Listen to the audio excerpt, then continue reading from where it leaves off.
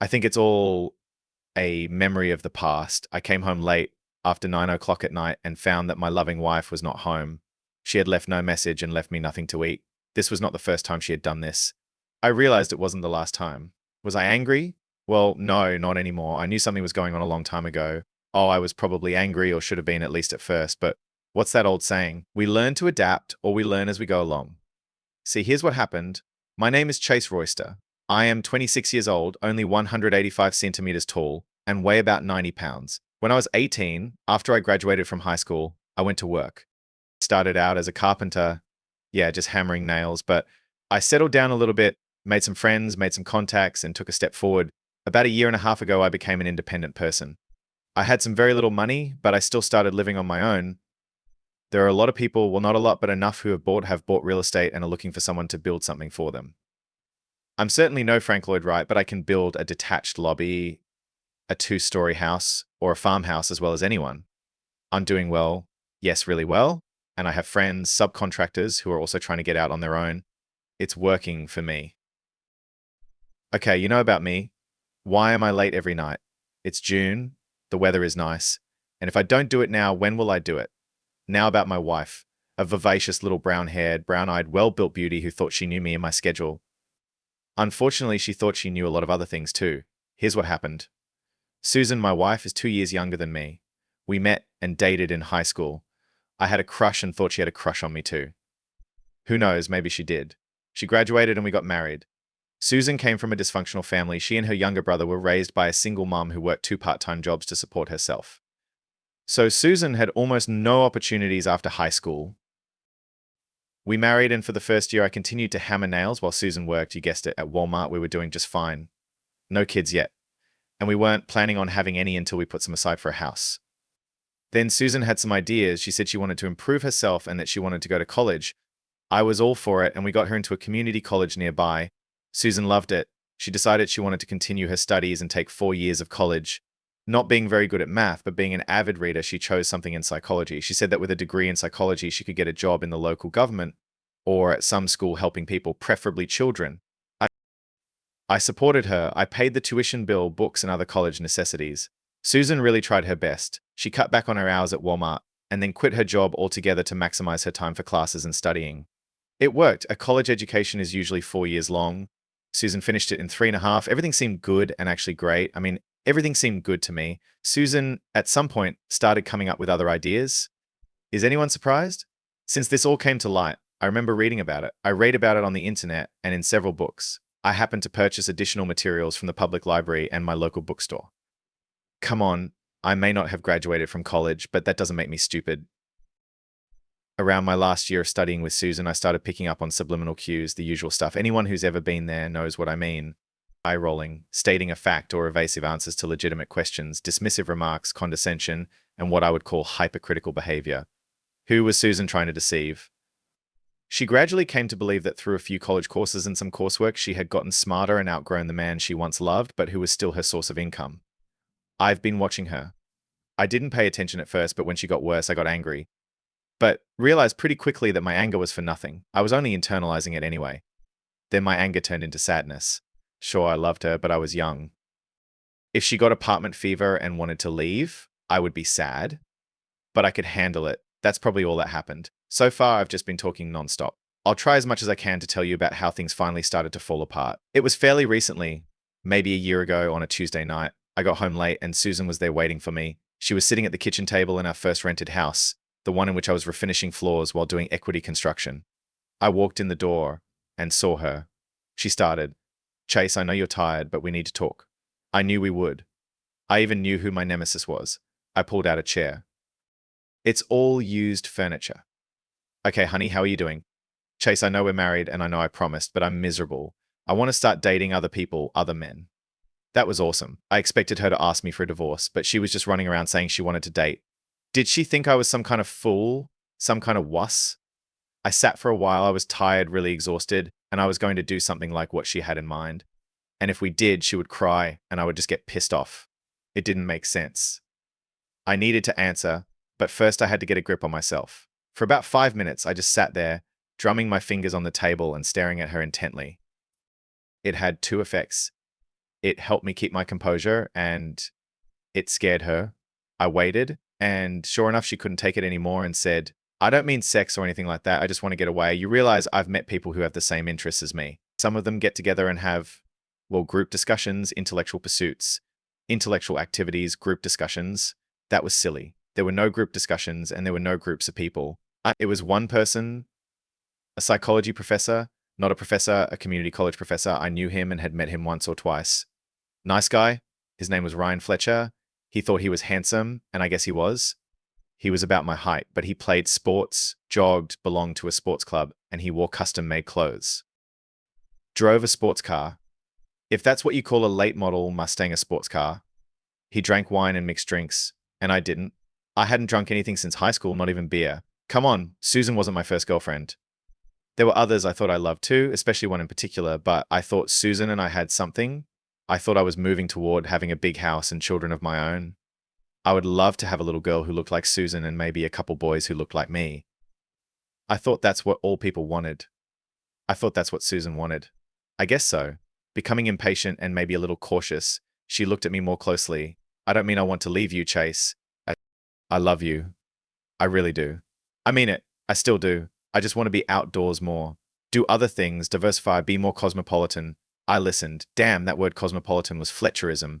I'd heard him use it. Finally, I answered, do you want a divorce? Is that it? That was it. I dumped it on the table. I thought she'd either jump on it or leave it lying there and sniff it.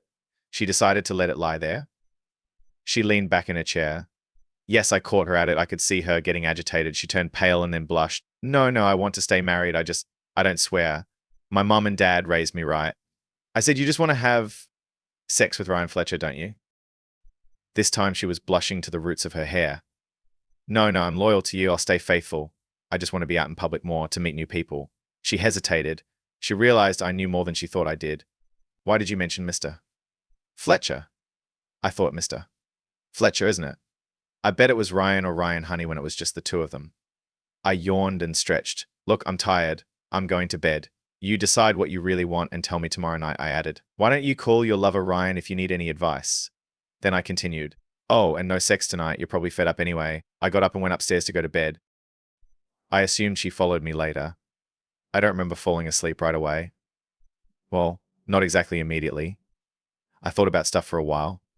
The next morning I got up at my usual time, and she was already in the kitchen. She had made coffee. I rarely ate breakfast. More often than not, I stopped at Dunkin' Donuts, bought a scone and a cup of something else on the way. Susan had never disrupted my routine before, so I wasn't expecting anything this morning. She always made me lunch, and that was nice, but nothing more than that. This morning I was right and wrong. I went downstairs and she was awake and waiting for me. She said, look, honey, I was wrong about what I said last night. I want to take it back. Let's pretend I didn't say anything. I'm happy with you. I don't care about anything else. She stepped forward. I think she expected a kiss or a hug, which was unlikely. I gave her what I hoped was a careless smile. Never mind. Will you be home tonight? She became very serious, feigning sincerity. Of course I'll be home. Walking out the back door, I rephrased what I had said the night before. Good. We'll talk it over with Ryan and you can tell me what you come up with tonight. And I walked down the driveway to my truck. As I was leaving, I heard her say outside the door, Chase, I'm not seeing anyone, and certainly not Ryan. And I just turned around and waved as I got into my truck. Who was she trying to fool? On the way to work, I began to ponder. Now, I think it's not a good idea to do this before work, as so much of the job depends on neatness and safety. Reflection can get in the way. Nevertheless, it was a cool 40-minute drive, and I figured I could do some thinking and then put things into perspective when I got to work. I'm not an engineer, but I can think analytically. I narrowed it down to 4, maybe 5 topics. First, I had pride. I always thought I was enough for Susan. Coupled with that, I think I had faith in her maturity and self-awareness. If I wasn't enough, and I don't think about sex, hell, I'm only 26, no problem with that. Then, it was something else. Heck, sexually, Susan could use some help. That's another story. Of course, it had to be that college mystic guy. Guys like Fletcher were sophisticated, and I was a simple carpenter. It reminded me of the old Matt Damon movie, Good Will Hunting. There was a scene where Matt alone had a college guy in a bar, but in that movie, many drivers saw through the falseness.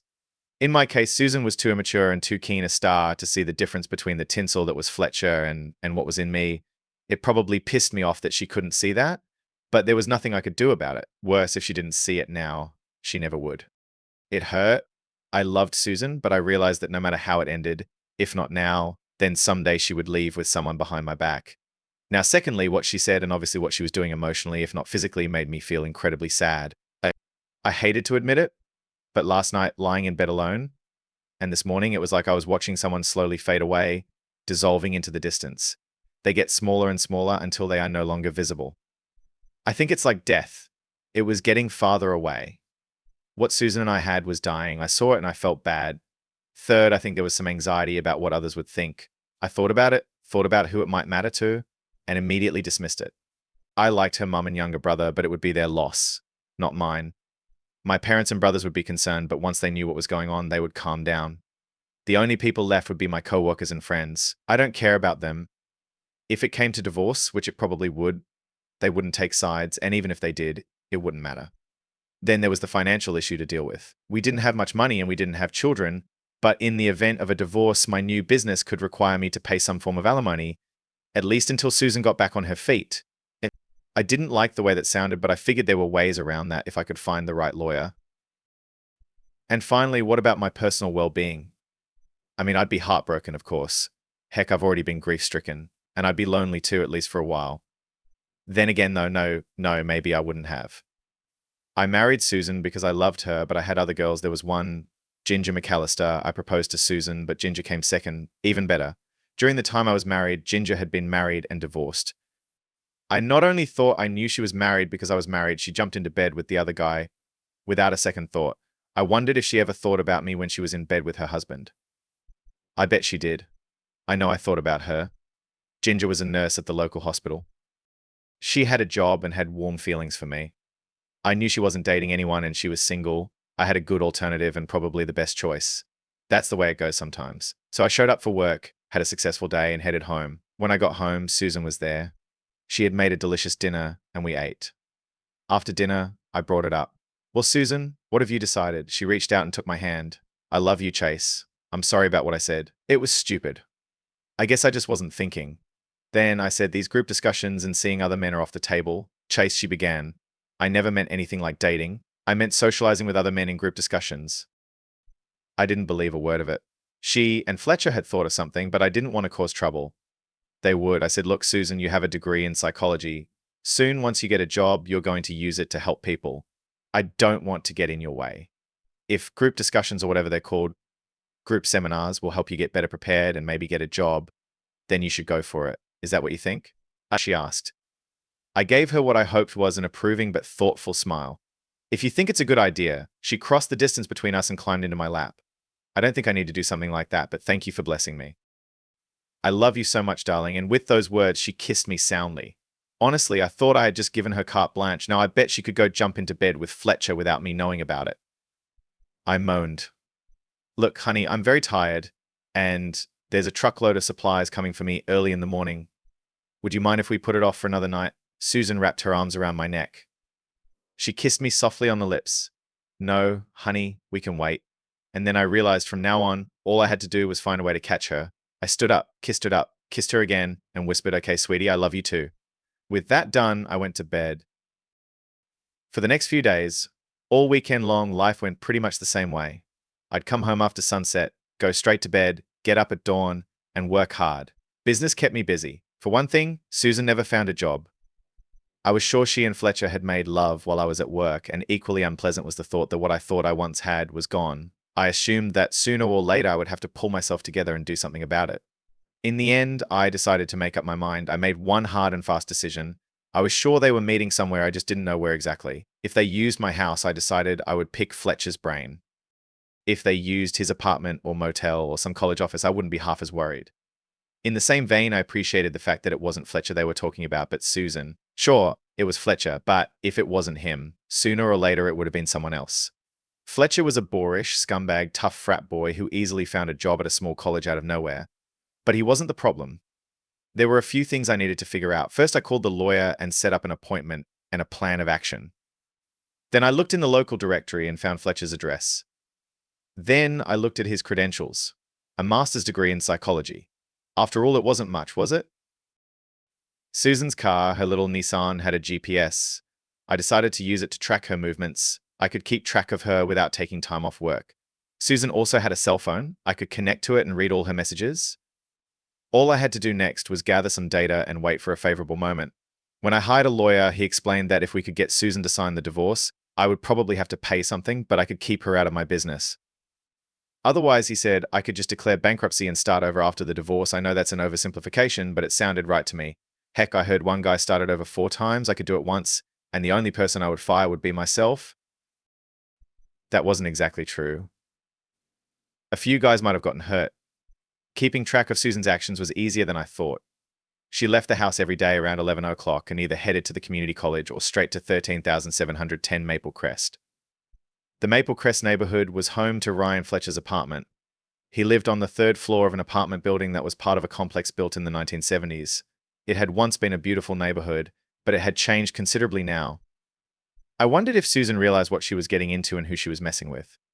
Given his qualifications and what I had learned about college salaries, this Fletcher was probably on the low end. He was probably making about half of what I was making. Worse for Susan if she wasn't careful. Of course, it was a stupid thought. By then I was on the rise and Mr. Ryan Fletcher was probably close to his peak. Come on. I looked around and Susan's choice of profession wasn't so much bad as it was pointless. There were pawns of psychologists with Susan's level of training, and Fletcher was only a notch above her. In a way, it only made me feel worse. Susan wasn't stupid. She should have realized that Fletcher's prospects weren't so bright. Was she really in love with this guy? And if so, was she so deeply in love that she was willing to give up the comfortable life I could provide for what was at best a life of noble poverty? Was I really that bad? No, I didn't think so. I believed Susan was in love with a concept, an idea, instead of wintering in the Bahamas, which of course is an exaggeration, or maybe enjoying trips to the big cities for shopping, theaters and concerts, or just having fun spending all the money I'd make. She'd rather have a cup of coffee or glasses of cheap wine sitting around talking about how gifted and smart they all were. Oh, well, the choice is up to her. One useful thing I've gleaned from my electronic tracking is that it doesn't look like they're using our house as a love nest. But there is one unpleasant thing, really unpleasant, that has hurt me deeply, and that is her text messages. I am not, and never have been, what I would call an overly sensitive or thin-skinned guy. The fact that she grew up with 2 older brothers overrode all of that. But her texts were painful. They really hurt. I've read that the words spoken by an unfaithful lover were rarely true. They may or may not have been, but it didn't matter. The words she'd said to Fletcher hurt. They hurt a lot. They were like a knife in my heart, a deep wound through which what was left of my love just drained out. So that brings us back to the night it all started. It was time to pull the trigger. Like I said, I discussed everything with my lawyer. I wasn't trying to hurt anyone. If Susan wanted the sheepskin guy, she could have him. I would have moved on. I'd be fine. So before I went to bed, I left a note on the table. I wanted to get this morning over with before I left for work. That's not what happened at all. I was just about ready to fall asleep when I heard the sound of a car and then saw the lights as Susan pulled into the driveway. I looked out the window. It was Susan, and she wasn't alone. I pulled my shorts on over my boxers and crept down the stairs just in time to see Susan and Ryan Fletcher enter the front door. Wow, I thought, what is this? Susan saw me and I cringed slightly. I also noticed Fletcher squeeze her hand, either with mild reproach or as a sign of support, I assumed. Susan looked up at me. I was still on the stairs. She said, Chase, I'm glad you're still awake. I nodded. I see you brought a guest. By then, Susan was already holding the guy's hand. Yes, Ryan and I would like to talk to you. My God, I thought the chickens have come home to roost. I grinned. Did we win the lottery or something? Susan did her best to portray sincerity on her best and well-rehearsed face. Chase, please come downstairs. We need to talk. Without saying a word, I slowly made my way down the stairs, whatever it was, and I pretty much knew I wasn't going to make it any easier than necessary. I got to the point. Okay, what is it? Susan replied. Can we go into the kitchen? I said, sure. Why not? As we entered, I discreetly looked Mr. Ryan Fletcher over from head to toe. He looked like he was expecting something. Trouble, perhaps. I mentally laughed. He really was clueless. We went into the kitchen and all sat down at the table. It was their show. So I waited. After about a minute, Susan started. Chase, I'm kind of leaving you. Gee, I thought, how is it possible to kind of leave someone? I did my best to keep as nonchalant an expression on my face as possible. Judging by the look on their faces, I think I succeeded. I replied, how do you want it to happen?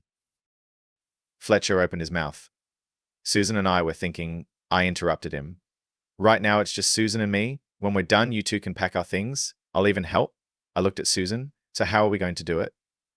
She looked surprised and hurt when she said, you didn't have to tell Ryan that. He's only here to help. Oh, I could have said a lot of things right then, but I remembered the movie The Godfather. Never let others know what you're thinking. As calmly and evenly as possible, I said, you said you were leaving me. I understand. He's here to help. I understand that too. He can help you pack when you and I are done. Again, my question is, how do we do that? Susan was on the verge of a breakdown, and I remembered my conversations with the lawyer. He said that when the bullet hit bone, Susan might crumple, and I might have to push her. Pride works in two ways, he said. Susan said, I don't really want a divorce. I'd like to be able to. I stopped her. It was hammer time. I agree, I said. She was surprised. You agree? What do you agree to? I replied, I really want a divorce. I've already met with a lawyer. He's drawn up all the papers. We'll sell the house. We have no equity, so we'll probably lose money. But I'm willing to cover any losses. About things, most of them are used or old. I have a couple things, and so do you. We can pick the few things we need and either sell or give the rest to charity.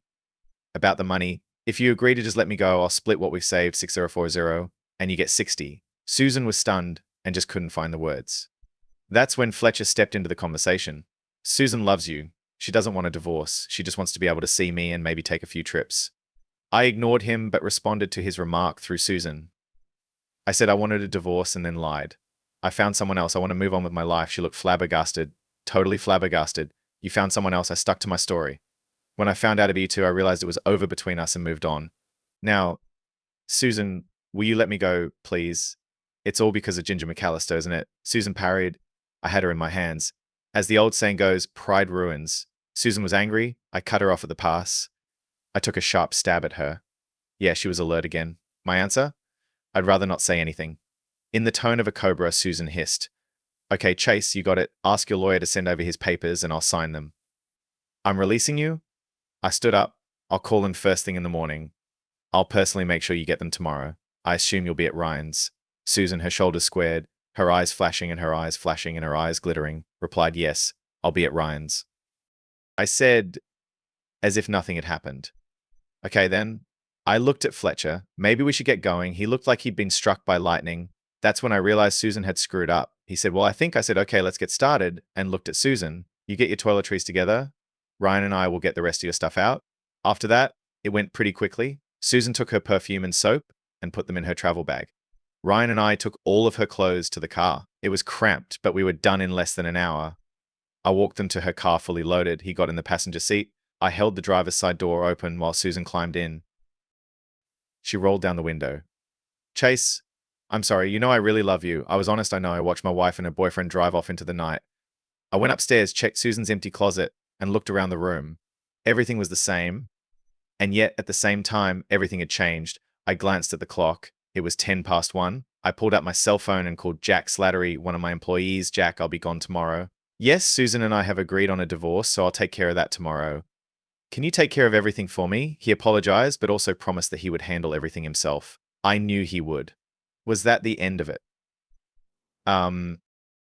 Well, yes and no. Let me explain what happened next. First, I cried through most of that first night. I owed it to myself and to Susan to cry properly, to spill it out, so to speak. After all, I did love her, and I knew that despite the circumstances, she loved me. But she just didn't have the strength of character to hold it together. The next morning, I met with my lawyer, at least his secretary. I picked up my papers and went to Fletcher's apartment. Susan opened the door. Ryan was still asleep. I assumed she had a lot to go through. I could see that she was crying too. She didn't even bother to read the documents. She just signed all the places my lawyer's secretary had indicated. 15 minutes later, I left, essentially a free man. What happened next? A great deal. I had the house appraised and discovered that it was worth even less than I thought. Instead of putting it up for sale, I met with my parents, took an interest-free loan from them, and after my brothers agreed, of course, we didn't want a family fight, I bought Susan's half. I agreed to leave Susan in my care and pay her phone bill for 6 months. I decided that was enough time to give her time to settle in. She hadn't read any of the materials and didn't know anything about it, so I got away with it. I went head over heels into my work. I worked as hard as I could. And in a short time, my results were better than ever. Then another circumstance arose. I needed to attend to my personal life. I went to visit Ginger. Susan was a stunning beauty. Brown hair and big brown eyes, great figure, not too good in bed, but stunningly attractive to the eye. It wasn't like that with Ginger. Ginger was certainly pretty, short like Susan, red hair, freckles, green eyes, but that was where the comparisons ended. Ginger was flat as a board, skinny, and her legs were like sticks. Worse, while Susan, for all her promiscuous nature, ended up being quite meek and easy to get along with, Ginger was the complete opposite. I remembered her temper, her outbursts of outright anger, and her tendency toward unexpected violence. One thing I did remember was that Ginger had bouts of jealousy bordering on rage when she was with me. Yeah, and I'd never have to worry about her playing Fletcher. Did I want to go back to that? The answer? Yes. I realized early on that Susan was, at the very least, boring. Ginger was a fiery volcano that was always on the verge of erupting, especially when we were dating and especially when it came to me. In fact, as soon as she realized that I had settled on Susan, she almost threw herself at her. I went to see Ginger. God, what a great name for a girl with that kind of looks. I called first. She wasn't thrilled to see me, but eventually agreed. We agreed to have dinner together. I took her to the Olive Garden. I took her hands in mine, and my God, I'd forgotten how gorgeous she could look. Hair braided into a long braid, big green eyes, light brown eyeshadow, long eyelashes, dainty little hands, nails covered in clear nail polish, and the clothes she was wearing were just killer. She was wearing a lime green silky button-up blouse made of some thin material that made it look like her tiny breasts were just flowing. I mean, rippling like waves lapping on a beach. I swear she wasn't wearing a bra, and the top 3 buttons were undone. The skirt she wore was of the same light pleated fabric and only came to mid-thigh. As she walked, it simply fluttered around her slender legs. Her slender legs were wearing socks, and her feet were wearing cheap moccasins. Just adorable.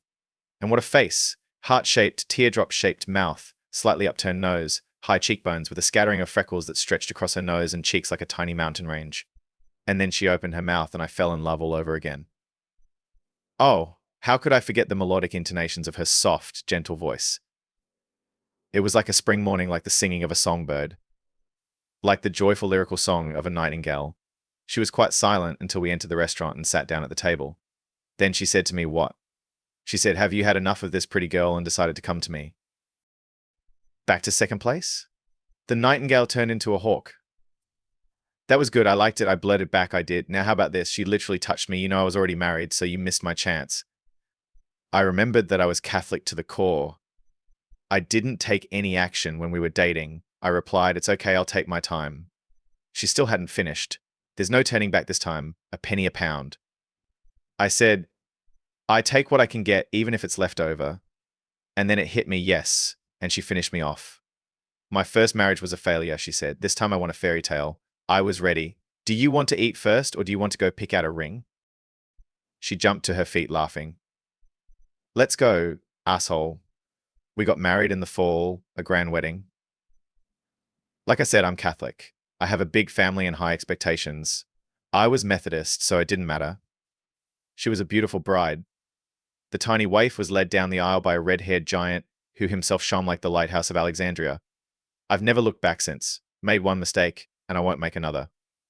So what happened to Susan? Ryan wanted her. He loved her, but he just wouldn't marry her. Poor stupid Susan. She resorted to the oldest and stupidest thing you can think of. She stopped taking the pill, thinking that if she got pregnant, he would marry her. She got pregnant, but he went off to the mountains. Ginger and I see her from time to time. We're not pregnant yet, but we're working on it. Poor Susan. She has a degree in psychology, but she's no good. She's about 5 months away from giving birth, and yes, she works at Walmart. I tell everyone it wasn't my fault. I feel a little sorry for her. She's become like her mum. And me. Looks like it's been happily ever after around here. Yes, indeed, life goes on.